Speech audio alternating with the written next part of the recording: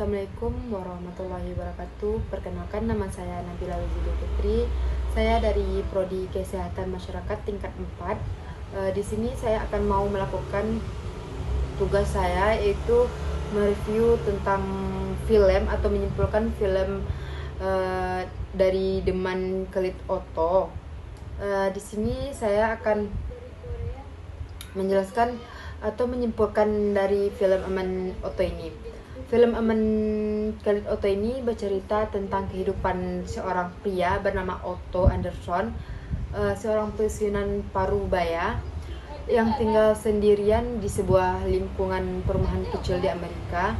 Ia dikenal oleh tetangganya sebagai pria yang pemarah, kaku, dan perfeksionis. Selalu menegur orang lain yang tidak mematuhi aturan di lingkungannya. Namun di balik sifatnya Otto ini yang seperti ini, yang keras ini, Otto sebenarnya menyimpan rasa kehilangan dan kesedihan yang sangat mendalam. Otto tumbuh sebagai anak yang pendiam, jujur, dan disiplin. Sejak kecil ia sudah terbiasa hidup mandiri dan memiliki rasa tanggung jawab. Saat remaja ia kehilangan orang tuanya sehingga harus berjalan bertahan sendiri. Di masa mudanya, Otto bertemu dengan Sonya, yaitu belahan jiwanya, seorang perempuan yang lembut dan penuh kasih. Sonya menjadi pusat kehidupannya. Ia membuat Otto merasakan cinta, kebahagiaan, dan arti kehidupan yang sesungguhnya. Mereka menikah dan menjalani kehidupan yang sederhana dan namun bahagia. Otto bekerja keras dan menjadi suami yang setia serta sangat mencintai istrinya. Namun kebahagiaan itu tidak berlangsung selamanya. Sonya mengalami kecelakaan yang menyebabkan keguguran dan membuatnya tidak bisa memiliki anak. Namun dengan kondisi Sonya yang seperti itu, Otto tetap setia dan merawat istrinya sampai hingga akhir hayatnya. Setelah Sonya meninggal dunia Otto seolah-olah runtuh, tidak ada arti kehidupan lagi. Karena tidak ada seorang yang mendampinginya lagi. Karena orang yang dia cintai sudah pergi meninggalkannya. Setelah pensiun ditinggal istrinya, Otto menjadi pria yang kesepian dan putus asa. Ia mulai kehilangan semangat hidup, bahkan beberapa kali ingin mengakhiri hidupnya karena merasa tidak ada lagi yang berarti tanpa Sonya tadi. Namun kehidupannya berubah ketika sebuah keluarga baru pindah dari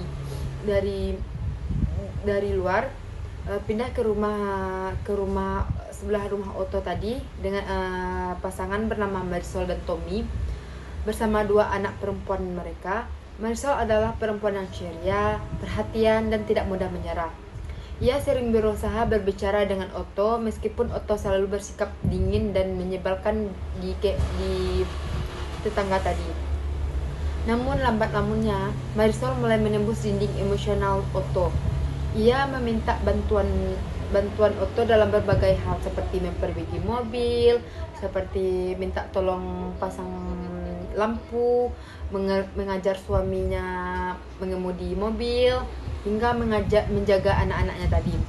Interaksi itu membuat Otto mulai merasakan kembali arti apanya kehidupan, kebersamaan, dan tanggung jawab sosial.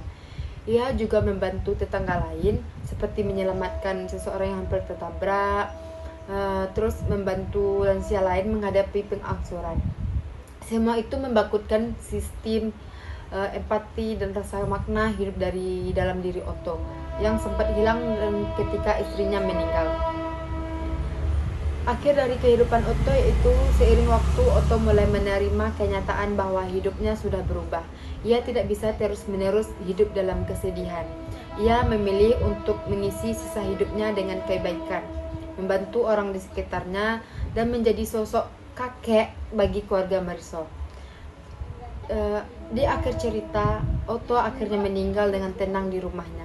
Bukan karena bunuh diri, tapi seperti yang dulu ia rencanakan, melainkan karena proses alami.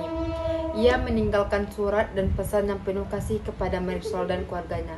Otto dimakamkan di samping pemakaman istrinya, yaitu Sonya, menandakan bahwa akhirnya ia berdamai dengan masa lalunya dan dengan dirinya sendiri. Dari cerita tadi bisa dapat kita kaitkan dengan teori perkembangan manusia, yaitu Erik Erikson,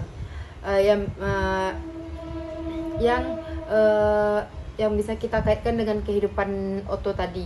Itu awalnya Otto mengalami keputusasaan. Ia merasa hidupnya berakhir setelah kehilangan istrinya. Ia kesepian, merasa tidak berguna, dan berpikir bahwa kematian adalah satu-satunya jalan keluar. Ini menunjukkan krisis psikososial pada tahap despair. Namun kemudian Otto bisa mencapai integritasnya itu dengan kehadiran Marisol tadi dan keluarganya, mengubah pandangannya bahwa Otto menemukan kembali makna hidup melalui hubungan sosial, empati, dan kasih sayang tadi. Ia mulai membantu orang lain tersenyum kembali dan akhirnya berdamai dengan masa lalunya. Dengan demikian, Otto berhasil menyelesaikan tahap perkembangan terakhir Erik Erikson dengan baik. Ia mencapai integritas, yakni penerimaan terhadap kehidupan, kematian, dan dengan damai. Baiklah, itulah yang dapat saya simpulkan atau reviewkan dari film Otto tadi yang berjudul A Man Called Otto. Dari situ dapat kita simpulkan bahwa kita tidak boleh berputus asa setelah kita kehilangan orang yang kita sayang, karena kita harus menjalani kehidupan kita, karena kita mempunyai proses yang panjang untuk masa depan kita lagi. Baiklah, itulah yang dapat saya sampaikan. Saya akhiri dengan wabillahi taufik wal hidayah. Wassalamualaikum warahmatullahi wabarakatuh.